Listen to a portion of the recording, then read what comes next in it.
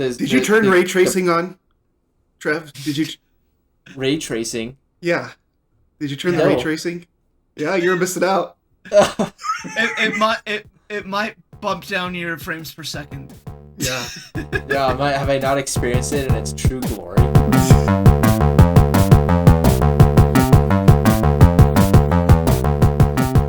Hello, and welcome to the TwinCast pod. We are a podcast where we pick up an old game, dust it off, turn it around in our hands, and try to ascertain if it holds up today. My name is Cam. Not just Cam. I am King Cam. Cam. Yes, and Let's see him. Oh man! For all of our listeners out there, the costume. For all of our listeners out there not watching it, Cam just bared his guns. And it's only slightly less swollen than King Graham's. No one can compare to King Graham, but I'm King Cam, and I'm going on a quest today. And joining me on my quest is my great bird friend, Cedric, or Edric. Hi, hopefully I don't find a million ways to die in this podcast. Well, the thing is, Cedric never really... He dies, yes. You can actually... There's a couple ways that he can die. Okay, we'll talk about that in a little bit. But we have to stop the evil sorcerer Koldak right here. Cole is... He's taken my family and shrunken them down. I'm pretty vengeful because you turned my brother Mananan into a cat. Well, no, you didn't. Your son Alexander did, but Yeah. still, like, it's your family. A curse on your family. And also, we might encounter a wild Trevor Yeti. Let's make sure we have a tasty tart with us to take care of that Trevor Yeti. You have exactly 1.5 seconds to figure out how to combat me, so good luck. Throw a pie in your face. So anyways, if you guys haven't figured out, we're talking about King's Quest V today, a very interesting adventure game from back in 1990. Before we kick off, we would like to also let you know that we would love engagement from any of you guys that are listening or are watching on YouTube. Go ahead and shoot us an email. We'll put it in here, but it's twincastpod@gmail.com, or comment on the video, and we would love to know what we can do better and how to interact with you guys. And if we are a book club style, but for video games podcast, so if you want to get a jump on our next podcast, we'll be talking about Dragon Quest III next month, and maybe we'll talk a little bit more about that as we get along here. So, as we start a discussion here, I'm going to throw it to one of our experts in King's Quest, Clark, to give us a little bit of a brief intro into the game, tell us about like when it came out and publishers and stuff like that. What's going on with this game, Clark? Yeah, so this is a game that came out in 1990, developed and published by Sierra Online. I think the principal writer and like designer of the game is Roberta Williams. Came out on quite a few systems, mainly MS-DOS, Windows. There was an NES version. There was like a Mac version and a couple other niche computer versions. Yeah. I believe we played it on Windows 95. So there were quite a few ways to play the game, and hopefully you didn't get stuck with the NES version like I did. It is a adventure game. So if anyone has played any of the old school like Monkey Island games or Maniac Mansion, Day of the Tentacle, games like that where you are essentially moving a character or characters around the screen, picking up items, solving puzzles with the items that you find to progress the story. So pretty standard fare, and this was a mainstay back in the late 80s and early 90s of games. So that's really the overview of this game. All right, well, let's go ahead and delve a little bit deeper into the mechanics of this game, like how it plays and stuff. Like Clark gave a little basic intro into there, but maybe Cole, maybe I'll throw it over to you. Why don't you kind of describe a little bit of how you Yeah. would play. How do you pick up this game for the first time? How would you describe how you play? Well, this game? so when I was playing it on Windows 95, that was my guess. I don't know. Windows 95 is estimated guess, but something that I would say is different from my experience compared to you guys is that most of my brother gaming experience is me looking over my older brother's shoulder. You guys are twins, so I don't know. You guys probably played simultaneously a lot. It depended on the game. There were some games where I took the lead, and some games where Cam took the lead. But as a young kid, Carl was usually the one playing the game, and I was watching over his shoulder. But it's kind of irrelevant because the game it plays like a movie.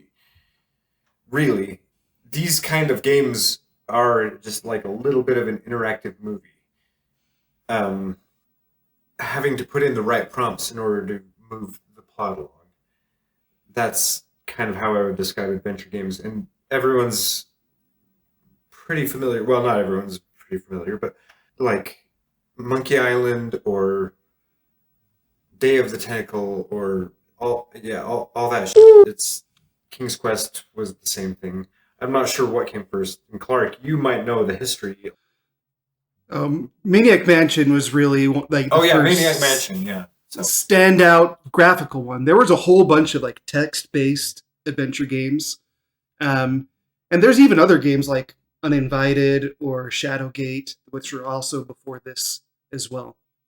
Yeah, so I think that I would like to mention here is that part of the game is this like exploring little areas and seeing what's in them. You'll see like items that you can pick up, and then you're like, okay, I'm gonna put this in my bag, and then maybe I can use it later. So part of it is using your deductive reasoning to be able to say like, oh, why do I have these frozen peas? What do I need frozen peas for? And then and they're dried peas. Dried peas. That's correct. In this game, it's dried peas. Trevor, I'm gonna ask you, as a person who just discovered this game recently, what was your first experience with these game mechanics and how it played? I almost gave up on the first screen. First screen? I was like, did you die on the? Did you? I might have to. Did you figure out the first death screen? Is that? Oh, can you die in that river? No, you can fall into the well in his backyard. No, I just had no idea. Like, so I'm cycling through like the different cursors, and I'm like, I don't even know like what's going on. So like, I'm cycling through the cursors because what you have to do is in the game, you, at least for me, like you right click to cycle through picking something up or interacting with it, of like inspecting the background or like an object, of walking to something or speaking to something. So I'm cycling through those things, clicking around on this first screen, and like nothing is working. And I'm like, what is going on? I was like, this is it. I can't do this podcast. I'm sitting out of this one. I stuck with it, but it was, those first few screens were rough. As I figured out what King's Quest wanted of me, it was pretty rough. Once I kind of figured out the tempo of the game and what it really wanted me to do, which is randomly clicking on everything with every object in my bag, then it became easier. Oh yeah, I just remember playing these kind of games back in the day of just trying to combine everything with everything else. Once you get stuck, you're like, okay, I'm gonna try this, I'm gonna try this, I'm gonna try this. And I think that's kind of specific to this game. Yeah, if you do that in this game, there's a good chance you're gonna get screwed. This isn't the first game in the genre. For sure. No. Well, I do want to point out that this game, at least, it's probably not the first graphical interface where you're driving with a mouse, but it's the first one in the King's Quest line of games. The games before this was all text-based. And so I don't know if you looked up those games, Trev, but... I didn't dare. Well, yeah, you should later, and just pray to the gods for thanks that you didn't have to like input commands, like type on the keyboard at the right time to do certain things, because that's the way it was played before this game. So let me remind you guys that the story leading up to King's Quest V was King's Quest IV, actually. It's a really good series. It's actually a really good series of storytelling, and King's Quest IV ends with Alexander turning Mananan into a cat. But anyway, And King Graham in that game is like on his deathbed. Oh, really? So Mananan being a cat is really important to the whole plot of King's Quest V.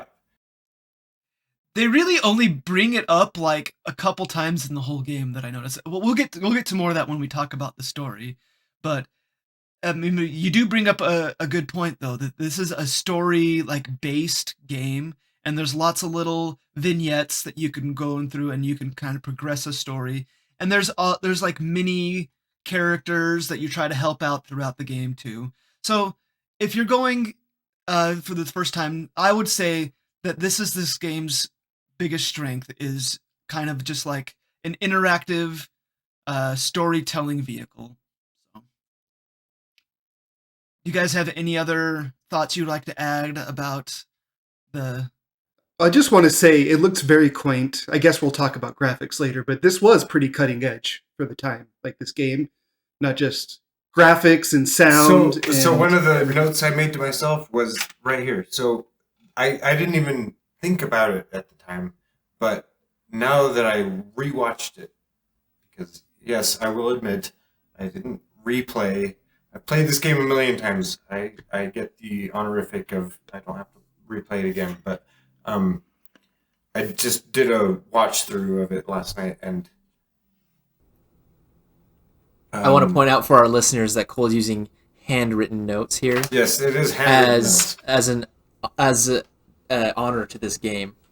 Classic elder millennial move. hey, that Actually- was the way to play games with handwritten notes back in the day. You get dropped right away into Crispin's backyard. That's where you first get control of your character. Man, is not the most beautiful scene because everything's all that hand painted. The pixel art is great. Pixel art, yeah. The pixel art is great, and it looks pretty good. Let's move on and let's talk a little bit about more specifically our interactions with this game back in the day, or as in the case of Trevor, his first interactions with this game. My interactions was mostly watching Clark play this game on the NES. So I'll just keep my brief. I just remember seeing Clark getting frustrated over this game and being incredulous at some of the things that this game asked you to do, especially on an NES. And Clark will elaborate a little bit more into that, because I I thought it was some of the things that you had to do were ridiculous, but Clark was focused and he needed to beat this game. So since I've set him up, I'm gonna move it over to Clark so he can describe his experience with this game. So this wasn't my first experience with adventure games. I had played adventure games before. I was in preparation for this podcast. I was kind of thinking back on when my first experience was with adventure games. And a couple of small things. I remember going over to our friend's Gene's house and seeing his computer, and there was a kind of an ASCII-based game. It might even have been called Adventure. I don't remember what it's called. I remember watching him do that, where you literally are just the ASCII characters moving around the map. That was probably the first adventure game I played, but the first one that really caught my eye was Monkey Island. Going over to a friend's house and watching Monkey Island, and that just kind of blew my mind at the time. I was familiar with these games, but we didn't really have a computer that was good enough to play any of those games. Well, maybe that first ASCII-based one we might have been able to. We just had an Apple II compatible computer for most of our life, but we did have an NES. And so I don't remember which came first, but at one point we bought Maniac Mansion for NES. And then before or after, I don't know which, I started renting this game at our local video rental shop and rented it several times, determined to beat it. And it was both an exercise in frustration, but also I thought it was a great game. Like, it did feel like a big adventure back then. I had never played the PC version, so I didn't know what I was missing. I felt it was a little bit clunky moving the cursor around with the D-pad on the NES controller. And we'll probably dive into a bit, but there's a few like QT, like QuickTime events, QTE events in here that is really hard to do with the NES controller.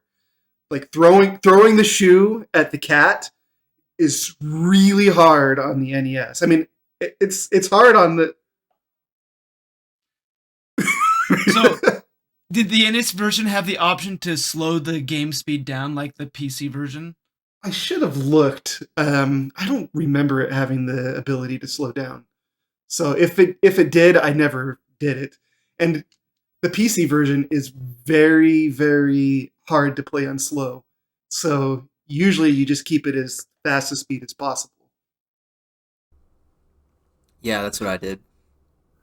So yeah, we'll dive into the frustrations on some of those things later, but regardless, like it was an effort, there was an exercise in both frustration, but also fun and discovery, because at least at the time, with my 10-year-old brain or whatever, it felt like a grand adventure at the time, and I really enjoyed it.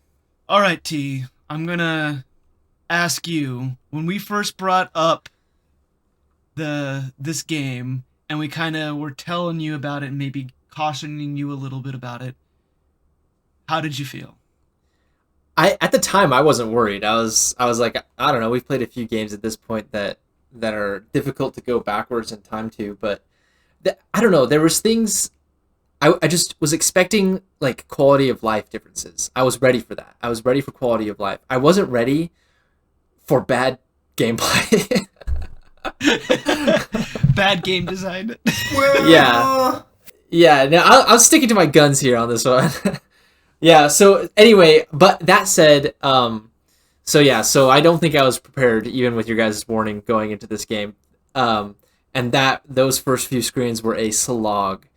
But I honestly, the longer I played the game, the more I enjoyed coming back to it, and I don't know why, because the problems were omnipresent and it didn't let off the gas pedal. But I enjoyed it by the end. I'll be honest. Yeah, I just remember we have a group text for the game, and you were like, I don't know where to go.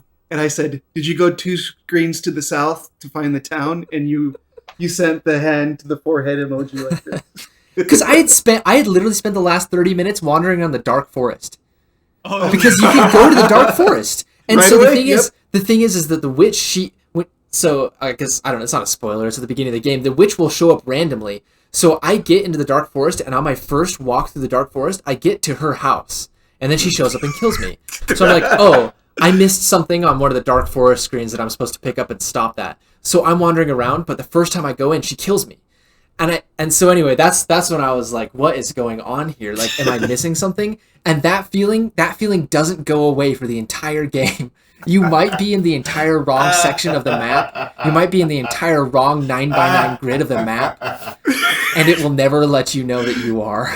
So, T, just to build off what you're saying here, imagine that feeling, but no guide to fall back on. I do not know how you did it. No, I do. And I have stuff to say about this, and I respect you for it. Let's throw it back over to Cole, and we know that you played this on possibly a Windows 95 machine back in the day. Can you give us a little bit more of like your initial playthroughs and how those went through back in the day? About playing, yes, so there's the clicking. So you right click to cycle through your different inputs. So you have your eyeball, your walking, your hand, and your what else? You have just your cursor, but that's just used to select your items in your bag. And then, am I missing anything? No, I think those are the main No, ones. those are the things. And so, but you don't want to miss using the eyeball on things first, because those will give you key clues about potential mishaps. And the potential mishaps are so various There's like so many hilarious deaths that you can have in this game. To me, that's part of the charm of this game. Is like how many crazy ways can you die? Yeah. So So Cole, actually, back in the day, would you actually go around and try to find all the ways you could die? Was that one of the things that you would do? oh yeah, absolutely. Yeah, we laughed so hard as kids about the snake biting him to death or whatever. There's actually, I encourage any listeners to watch the King's Quest V death reel. You just Google all the deaths, and they're so funny. But one of the absolute best ones is you can. Spoiler alert! You get to Mordak's castle, you can go like 2 or 3 steps up a staircase, and then accidentally walk off the side. Yeah. and whoop, and you fall like 3 feet and die. Swole King Grab is no match for 3 steps. So what I'm gathering from your experience as a kid is that you just loved dying. So Well, yeah, I mean, so as I said, Carl was usually the one beating the games, and I was usually the one sucking at the games in the background. So It's like the original Mortal Kombat, where you want to see all of the gruesome deaths that are possible in the game. Huh? I was the little brother, so I actually, as a little kid, I don't think I ever beat King's Quest V. it was. But It wasn't I till did later. as an adult a couple of times.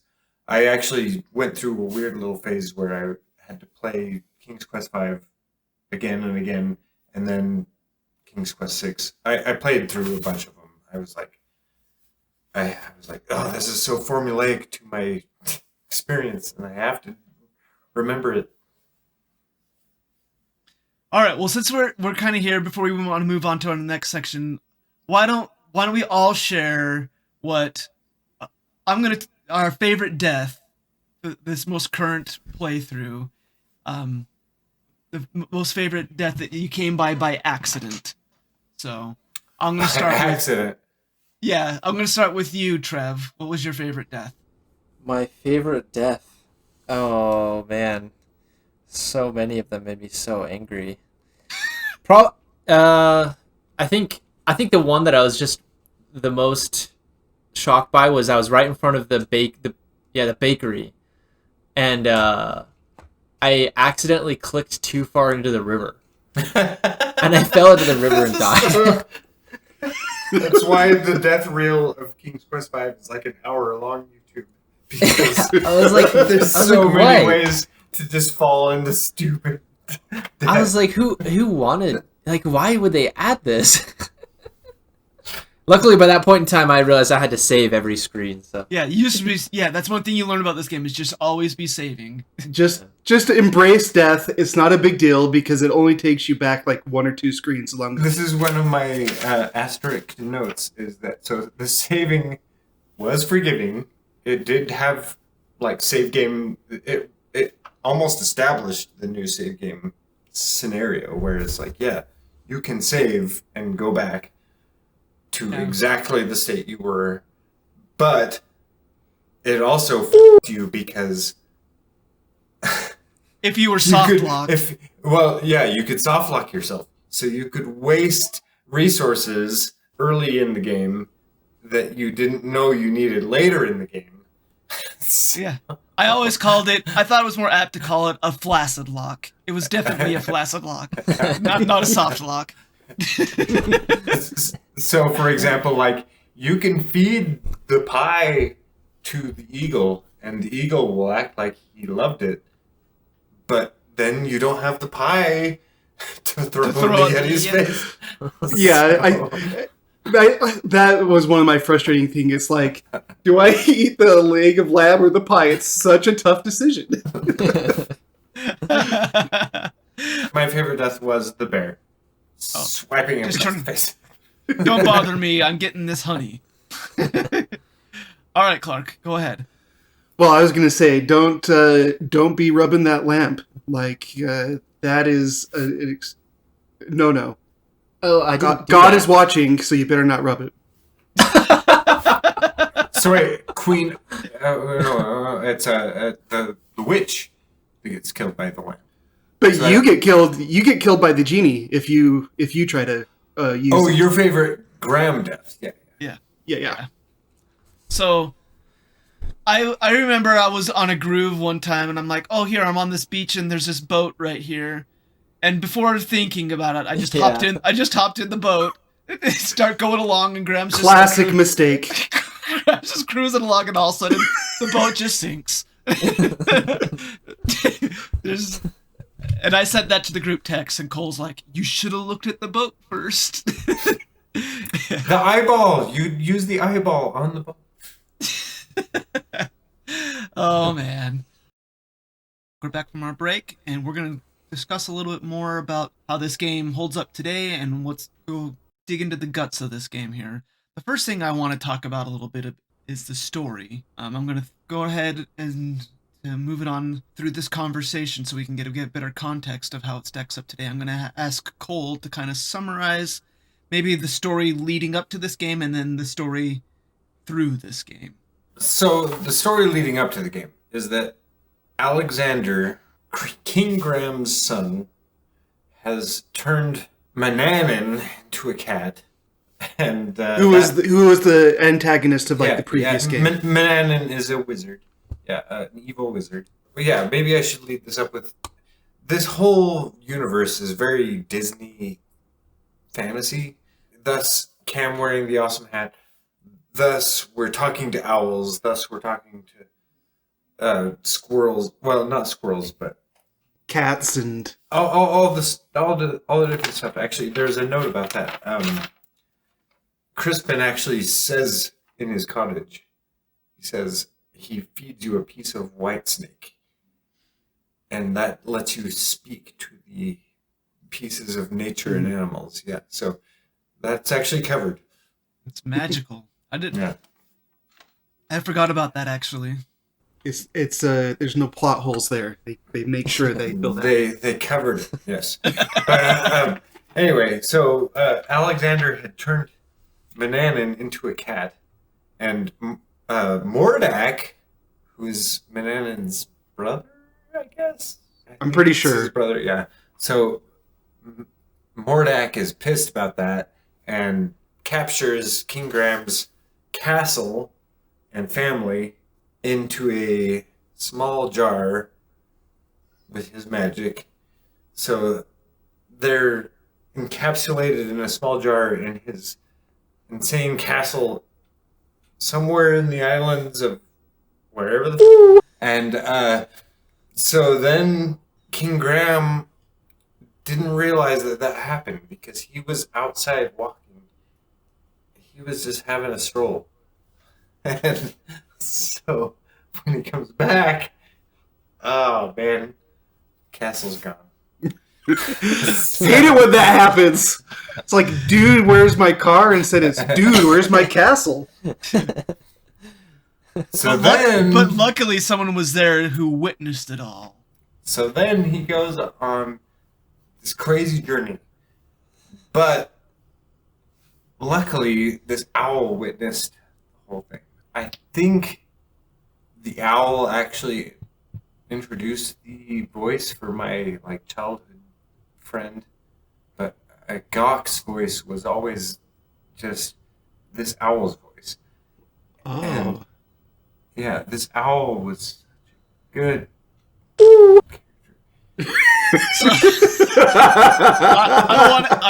I'm really hoping we hear your voice here. Yes, this is my Gawk voice. So Gawk would say, "Oh, I don't eat the grapes.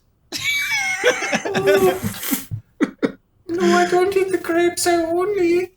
Oh, I don't eat." And then the owl's voice was almost the exact same. So, what's that, Graham? A new dance? The Boogaloo. So, Yeah, that's the owl when you accidentally step on the ants. I don't know about you, but when I first loaded up this game, I had my family in the room here, and it was the scene where he walks up to the owl right after his castle had just been taken, and it's from the vantage point of the ground looking up, like like Graham's like tunic up into the tree where you see the things, and they're like, "Whoa, that's quite the angle." Emily described his voice. She thought it was a drag queen, because she's like, "Oh, that sounds like Mrs. Doubtfire." So that's basically the whole like story. Is you go on like little quests within you trying to find your castle and save your family. Yeah, I didn't spoil the end yet, but yeah. Yeah, we don't have to go too far into it, but you do track down Morganon out in his island paradise It's place. Mordak, please. Oh, sorry, Mordak. Sorry, I get the wizards' names mixed up. And there's a whole dynamic in the story of will they or won't they with Cedric and Grab. So we won't spoil that here. We'll let the listeners find out. I'll let you know that, man, Cedric, he's kind of a lightweight. He doesn't like going into any place where there might be any kind of danger at all. Yeah. He's like, oh, I don't know about that. I'm not sure. I'm Trevor, out here. Trevor, I would love to know your interpretation of Cedric. Cedric is kind of my favorite character ever. What do you think? I think he's up there. I think he's up there. Every time that Cedric spoke, it really gave me a warm fuzzy about this game. And his characterization is just like an onion, right? He like so many layers. Yeah. Peel it back. Yeah. What's his motivations here? There's just a deeper. Cedric is the story. So you guys know that you can leave Cedric behind. Yes, when on the island, the Harpy Island. Yes, on Harpy Island, you can leave Cedric behind. Yep. That's one of the ways you can fail to win the game. It's a soft lock at that point. Like that's what I was wondering. I was gonna go back and try that, but then by the end I was like, oh, I don't think that I could actually beat the game and not have picked him up. So. Yeah. Well, we might as well just spoil the end of the game now. So if you don't have Cedric with you, you're in this epic duel, and as you're about to die by the guy's wand, he goes, grab, and then he gets zapped, and he takes the shot for you. Yes. I don't think he means to. He's a loyal servant. He takes the shot. I think he's actually coming in to say that he had just seen Crispin. He's like, Crispin's here. Well, yes. That's a whole nother note for me. Crispin is a deus ex machina that maybe that's a whole nother subject, but Crispin sucks. I hate Crispin as a character. Whoa, so you have one of your all-time favorite characters in this game, and one's probably one of your least favorite characters in this game, huh? That's quite the range that Roberto Williams has, huh? Okay, so we've got over the story a little bit here. Let's go on. We've already talked a little bit about the gameplay, but I would like to go in a little bit more and through the perspective of a new player who isn't quite as familiar with adventure games. So, Trevor, can you tell us how the gameplay went for you as you were going through this game? Yeah, so I actually didn't mind the mechanics. Like a point-and-click adventure is not that bad. I had played games like this in the past. Modern Classic, Freddy Fish 3, Case of Missing Conch. How did you play? Modern Classic. What's that? What system? I played it on the computer. I had So an emulator. you were emulating... No, it was... I don't know what... It's Scum VM. Version I was, yeah. So it is actually, you were playing the DOS version that was the like the VGA version with the voices, and The CD-ROM. The CD-ROM. on Scum VM. The real key question is the voices, because the voices make that game. It just makes that game. Well, if they were different, Cedric was still my favorite. I do agree with that. So as far as the gameplay is concerned, my biggest problem that I kind of mentioned already is that the game does not set expectations for you, what you should be doing at any point, and it carries through. On any given screen, what you're going to do is arbitrary, and the screen that you're on might be arbitrary. So you just have to, basically the only strategy that you have at your disposal is to go through your entire inventory and click it on everything in the screen. Because usually, trial and error the game. And because it's not, like, there's no clue, like at one point you need dried peas to make the monster slip and fall. Yeah. That's like the only way to get that is to just click it and try it. That is the biggest challenge of the whole game. Yeah. Slip and fall of the peas. And did you win? I did, with a guide. My guess is, the guide told him what to do. The guide is exactly what it was. So I tried. So I had the guide. What I would do is I would try to go a couple screens and then read those screens on the guide, just to make sure I didn't soft lock myself later on. There was another weird soft lock about that situation where if the cat was there at the wrong time, that fucked everything up. I don't know. Yeah. Look that up. But there's something about the cat. The cat is Mananan, and Mananan is pissed. He's a cat. So all a cat. All that to say, I do think that there is something kind of cool here that modern games should learn from. So I posted on a Reddit when I first started playing this game. I basically asked how people ever played this game, and I got a lot of varied responses.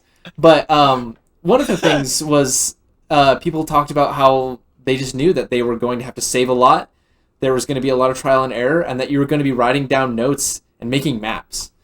And on the one hand, the game is so arbitrary that, like, you need to do that just to get by. It would be interesting if it was a little bit more, if there were more clues and breadcrumbs handed to you. But on the other hand, I don't mind that. Like, I think there's something there. I think that there's kind of a deeper gameplay that would require more from players that I'd like to see in a modern game. And we get that a little bit with some of the Souls-like games. Like, it's a little bit of a throwback to those older, harder, old school games.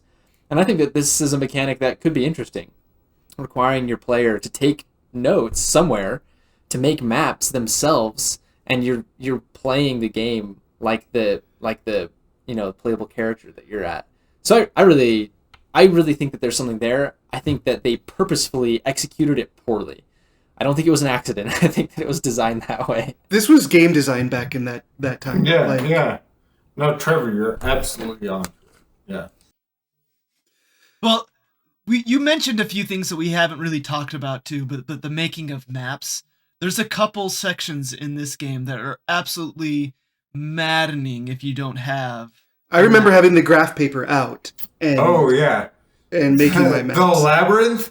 Okay, the labyrinth is the worst because the camera always goes back behind you. Yes, right. And so it's so hard to spatially know where you're at. Yeah, so it shows you can see this corridor at this perspective, but if you turn, then who knows? Because like I said, the camera would always go behind you. So if you go up and to the left, now the camera's back behind you, and you're facing. You're not coming in from the screen from the left. You're coming in from the bottom. And so it's really hard to spatially know where you're going. And I don't know about you guys, but even by like looking at a map as I was going through there, I couldn't figure it out. And so I just started clicking. Yeah, the labyrinth is exactly worst what I did, part of that game. That labyrinth. The map was not helpful. That labyrinth. Even when I was following the princess through that other time, I had a hard time keeping up with her and got lost. Yeah. And had to reset it like 2 or 3 times, trying to follow her through that thing. She just hate that part of the slow down, Rosalina! You're going too fast. Zoom, zoom, zoom, zoom. You were saying something about the maps there, T. Yeah, I had a map too, and I just gave up. I was like, this map, it doesn't even help me. I'm just clicking around at that point. So Well- that's yeah. So you even playing in 2024, you even still lost. Yeah. So I had a guy Yeah. right in front of me, and I had to restart it 4 or 5 times because the way the map is laid out, you can go like right or upright, and if you don't click exactly in the right spot, you'll go into the wrong spot. And And then you'll never be able to get back and to then the place you can't that you go back. were. You're like, oh, I'm gonna have to reset this now. Yeah. It's The map was helpful in that I knew what was there and what I needed to find. But yeah, at the end I was just clicking around hoping that I would find it, and that's exactly how I got through that section. I will Even say with the guide. though, I will say the desert area. I remember being scared as a kid. Like I didn't want to go in there. It felt so intimidating, and I remember actually delaying going in there as a kid because I knew I was going to die if I go there. By the way, there's a Easter egg. Did any of you guys see the Roadrunner run by? oh no, I guess Oh, I no. missed And that. if you click on it, it goes meep meep. Does it really? Yeah. Go check it out. It's pretty cool. But that's one thing that I think is kind of hard to experience now because you have a guide and you know exactly where to go. But I remember dying so much in the desert as you were just like you just knew it was hopeless. And then if you didn't have a map, then you weren't getting through it. So I remember carefully plotting it out and feeling so much satisfaction. Well, yeah. Also in that desert area, when you actually get to the part where you see the robbers coming into their things, I remember just sitting there. I'm like, oh, here come the robbers, and then all of a sudden I'm dead. you have to stand. You just set that in behind the rocks.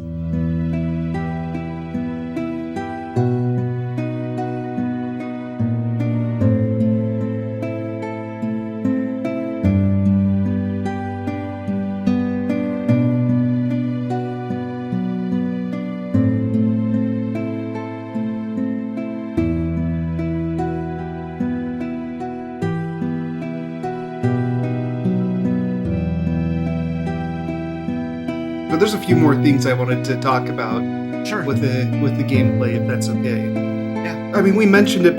I think it was in our break, but there's so many times in this game as you're playing that you can really soft lock yourself, and it's really frustrating, and it doesn't stop you.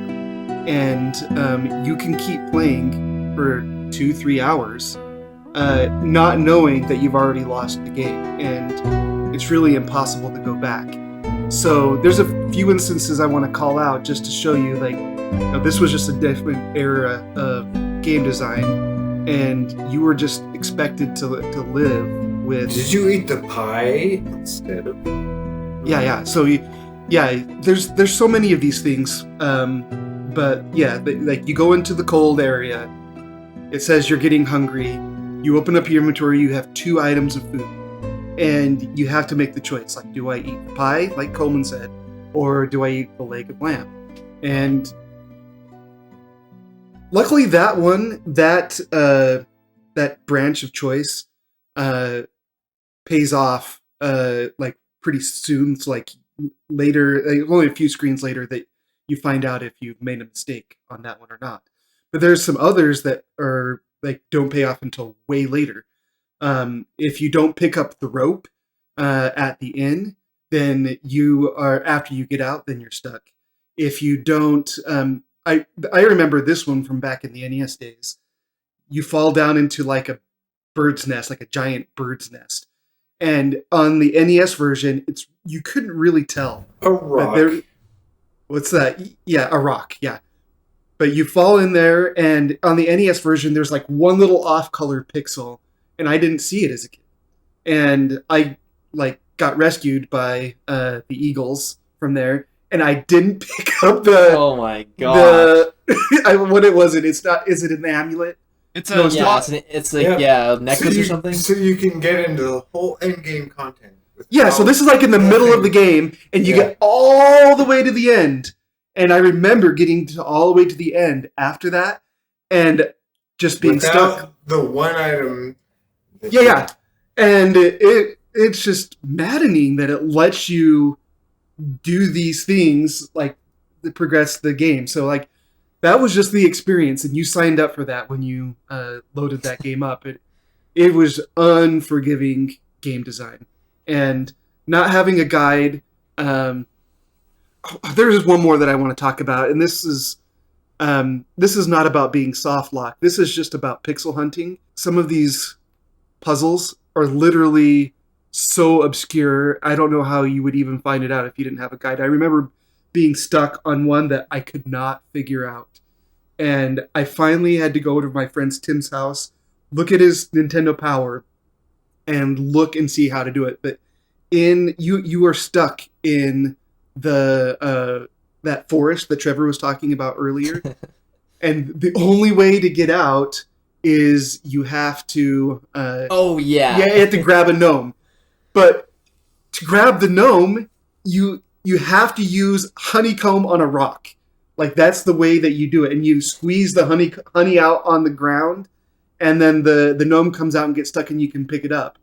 You have to drop the emeralds first. Well, yeah. So it's like this really, really, like, obscure, like, steps that you have to do that there's no logic behind it. Like, who would think to take a honeycomb and use it on a rock or whatever? And that's what you had to do.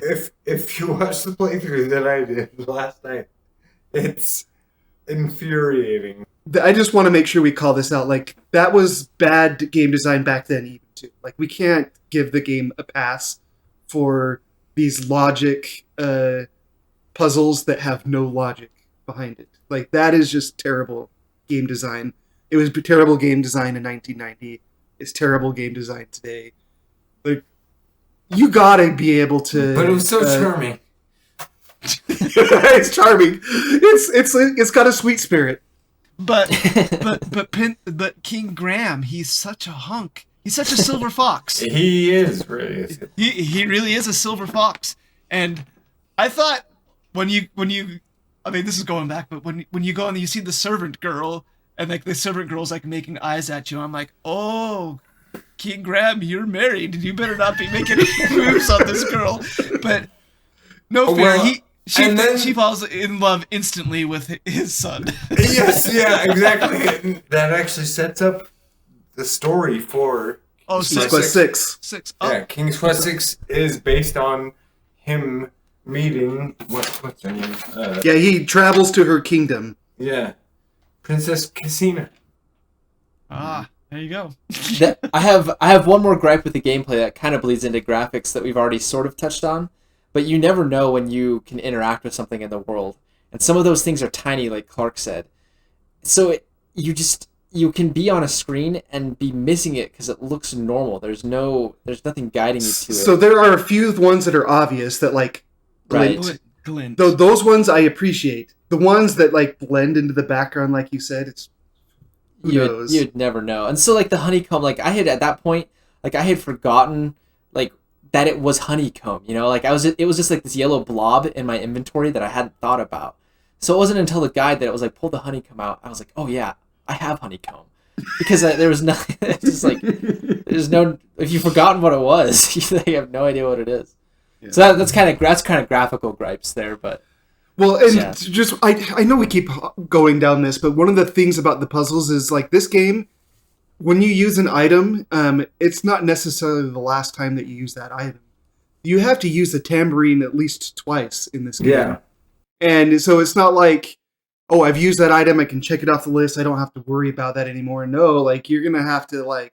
And you also get items in your backpack that you never use again. Yeah. All right, let's move on to a discussion a little bit more on the graphics, how the game looks. I'm going to throw it over here to Clark to maybe go into a little bit more detail about the graphics. So I think the pixel art still looks good. So one of the things is it looks obviously low resolution. This is a game that I think if you have the ability to play it on a CRT, it would look even better because the way the pixels would bleed into each other make the image look a little more uniform and look really great. But even if you're looking at it on a modern LCD screen, I think it looks great. Like the environments are varied, the character design is generally good. Lots of colors. This is one of those first games that really started to have the 256 color palette. So it holds up a lot better than some other games from that period because you have the expanded color palette. You get some nice like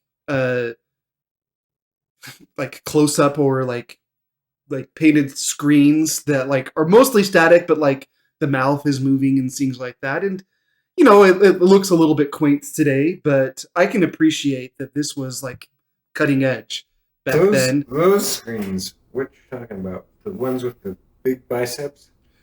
Yeah, those. Those. the eye candy. Pretty good. Cam's flexing his Second Amendment rights for everybody that's listening. There we go. Yep. Massive triceps. You got to do your tricep flex, Cam. But yeah, I mean, it had really good pixel art for the time, which that's something I wanted to bring up. So like, pixel art is like a thing now. I love pixel art. That was the what was it? It was her Ice Kingdom. What was it? Queen Isabella. Her Ice Kingdom. Yeah, so actually let's talk about that. Like what is your favorite like screen, like or area I think that you guys ran into? The Crystal Cave. That was my favorite scene. Because it's like it twinkles a little bit and it has the waterfalls. Yeah. I think my favorite screen is that screen that's where the north part of the desert where you go to the little treasure cave. It's very like Indiana Jones and the Last Crusade, like that area of Jordan, like walk up to this massive building.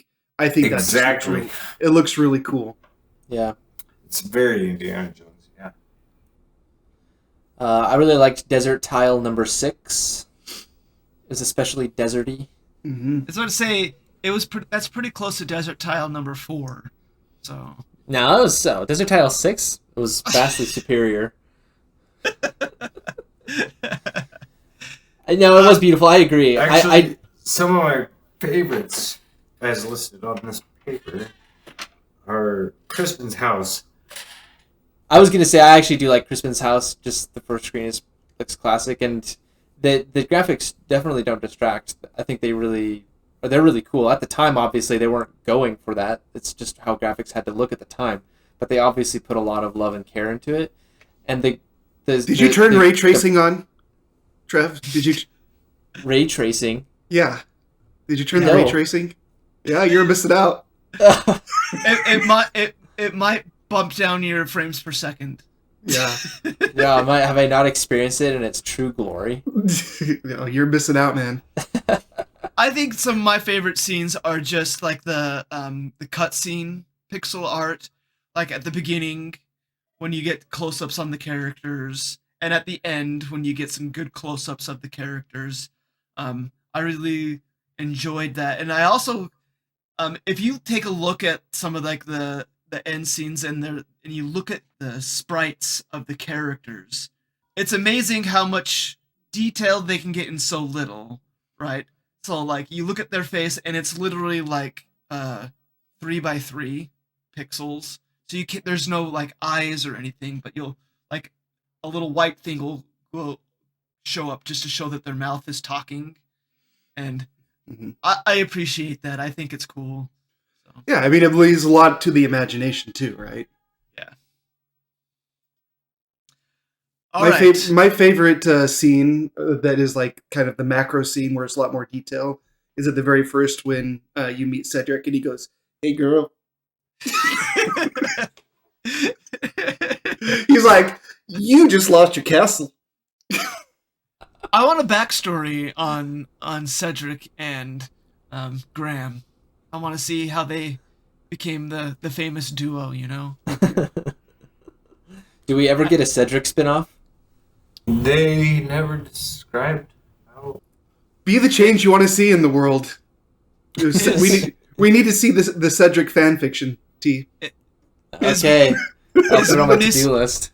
Is Mrs. King Graham jealous of Cedric? You think so? Yeah, Definitely. She wasn't worried about Princess Cassima. She was worried about Cedric. Let's go ahead and let's talk about music. Music in this game, there's a lot of different music.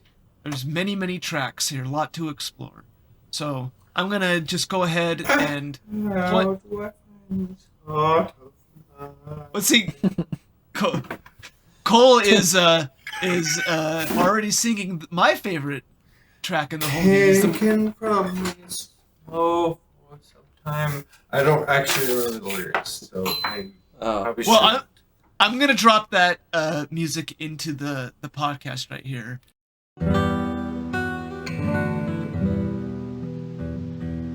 How will I find this heart of mine, taken from me for some time? Here I stand near my pool of tears. Here I'll stay throughout the years.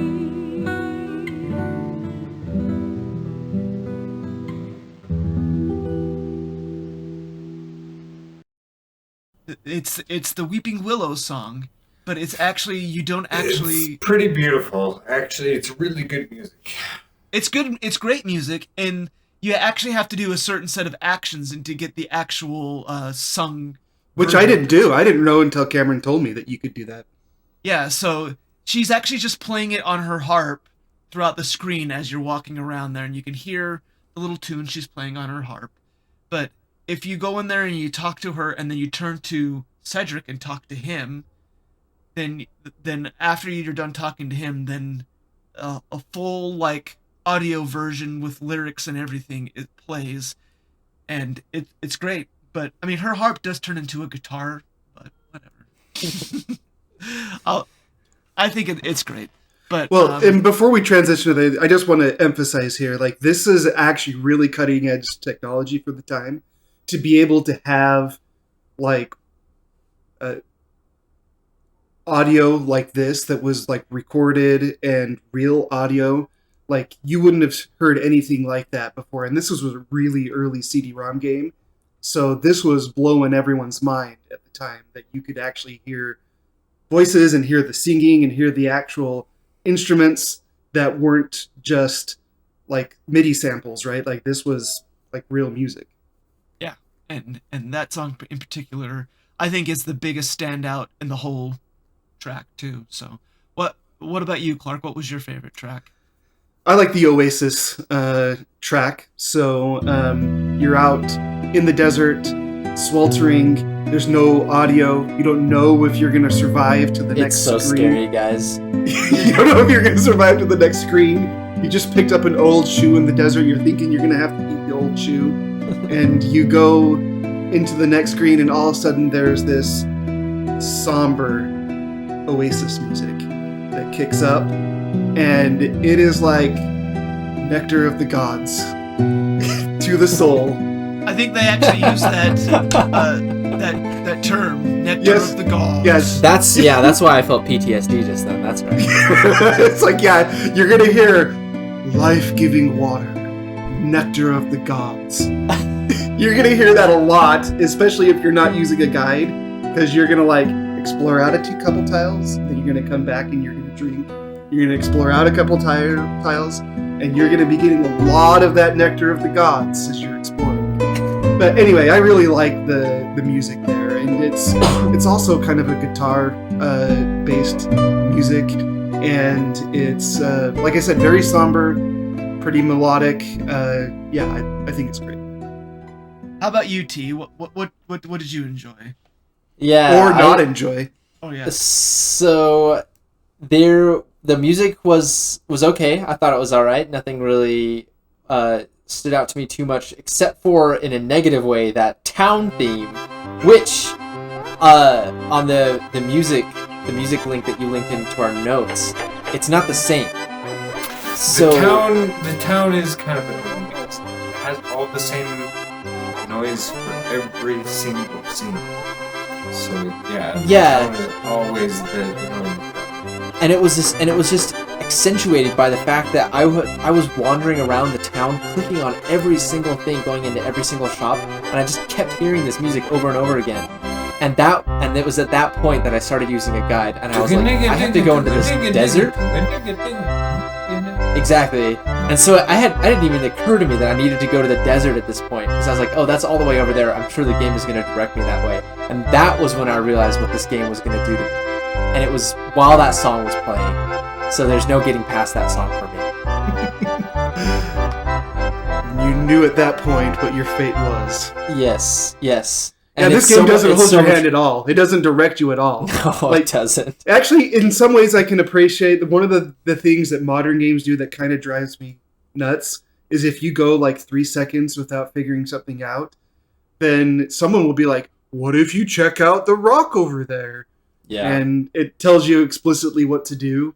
I like that in some ways that this doesn't specifically tell you what you need to do. There's definitely a middle ground that we should shoot for here, and I agree. I think that it's something that is lacking in modern games, that it is cool that you have to do with this game, but man, it is just miserable as well.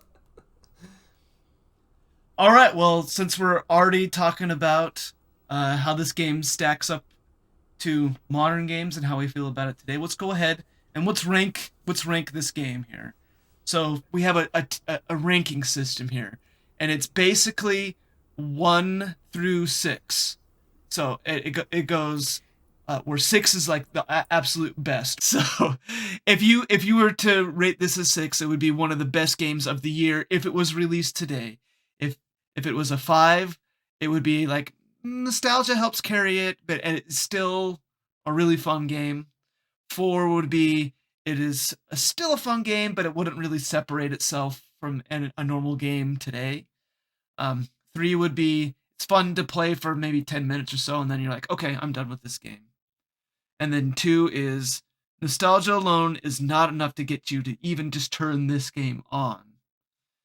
And or if you ranked it a 1, it wasn't good then, and it isn't even good today. I'm going to throw it to Clark to give his ranking of this game.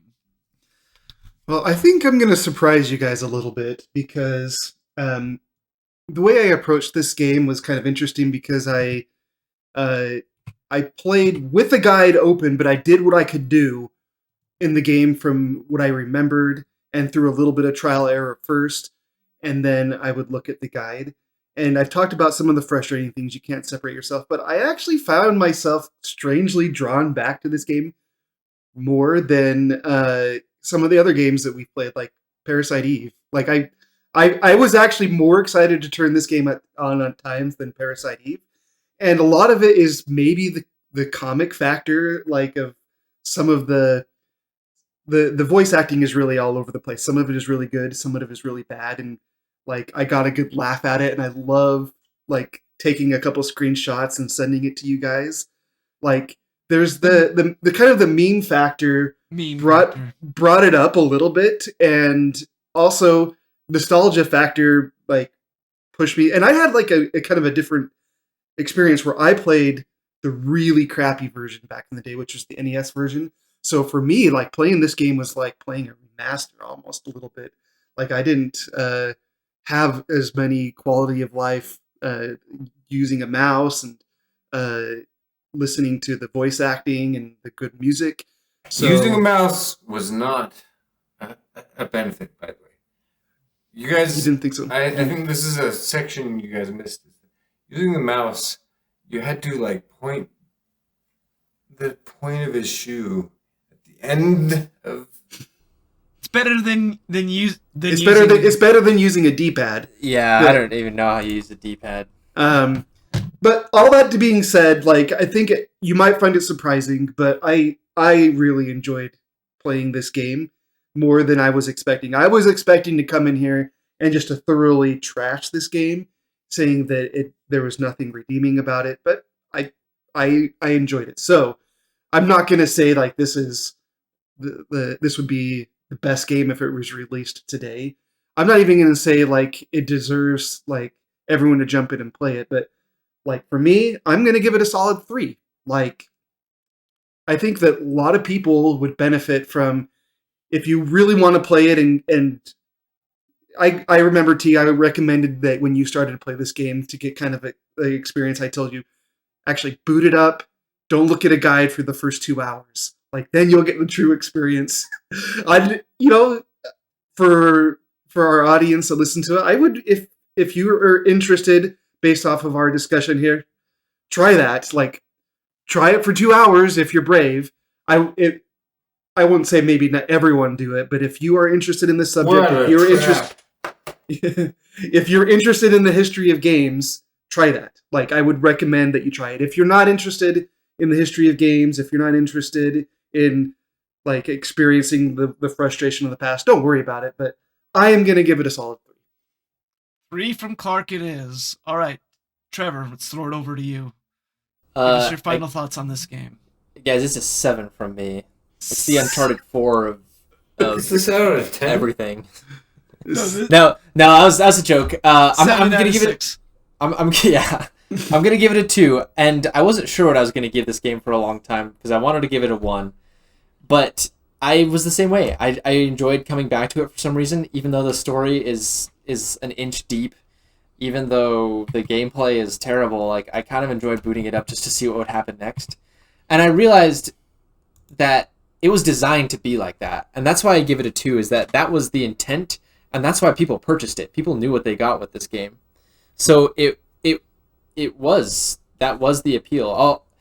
Here's one of the quotes from one of the Reddit responses. You either spend dozens or hundreds of hours trying every little thing, 99% to no avail, or you use a guide.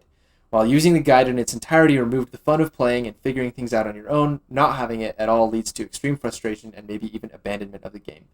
So it was it, but that was on purpose. That's how they made the game. So it's a 2. It's not a 1, which I was going to be for my first few minutes playing this game. It was going to be a 1, but it's a 2. Well, I'm gonna meet in the middle between you two. I'm gonna give it a 2.5. I don't have as much nostalgia as the game as Clark does, but I really appreciate the meme ability of this game and the sharing screenshots with you guys and getting a good laugh. You guys didn't even ask me my score. Well, you're gonna be last. You're gonna be last. That's a 5. What? So you're going straight 5, huh? It's obviously a 5. It's so good. So if you were to come up to a rando who asks you about this game seriously, they're like, "What do you think of this game?" And you're like, "Oh yeah, it defined my childhood." Well, your score is going to bring up our complete score up quite a bit. So we're gonna rank this as it's going to be a 3.125 out of 6. So yeah, King's Quest 5, a banger of a game. So it's really good. If I'm going to put a bow on our discussion today, I would say if you want a good laugh, but you don't want to have to slog through this whole game, YouTube will have lots of good death scenes for you to watch. Watch a playthrough. Watch a playthrough of it and watch the long play, and then also watch the death reel. The death reel is really the fun stuff. I do want to do a PSA for people who are gonna jump into this game that might look at it from our conversation. Just some trigger warnings here. Is that Graham is a merciless animal abuser. In this game, he throws things at dogs. He throws things at cats. He traps a cat in a bag. He's doing all, like, for some reason, like, in this game, he is merciless to these animals, and it's like a recurring theme throughout this game, and it happens multiple times. Yeti abuse. Yep. Don't forget the Yeti. Yeah. He does the boogaloo all over an anthill. And don't forget about the alien. There's a blue alien in this game that chases you, and you just totally mess him up by getting him to fall and hit his head. Well, we want to thank everyone for joining us on our discussion on King's Quest V today. Like I mentioned at the top here, we are kind of like a book club style podcast, and we are going to be going through Dragon Quest or Dragon Warrior 3 next month. So pick And it up, give it a there's try. going to be a remaster coming out. Actually, if you're watching this next week, it comes out that week. When the remaster comes out, so it'll be a good time to pick it up and check out the remaster, and maybe even do some comparison for against the old game. This is one of Clark's favorite games ever. So just know that he's already gonna be super amped up for this next conversation that we have. So I'll be balanced with my talk though. Like it's a traditional RPG, so fair warning that there's a lot of people who don't like traditional RPGs. all right, well, thank you for joining us today and to talk King's Quest V. Just remember to go out and be safe and make all your maps.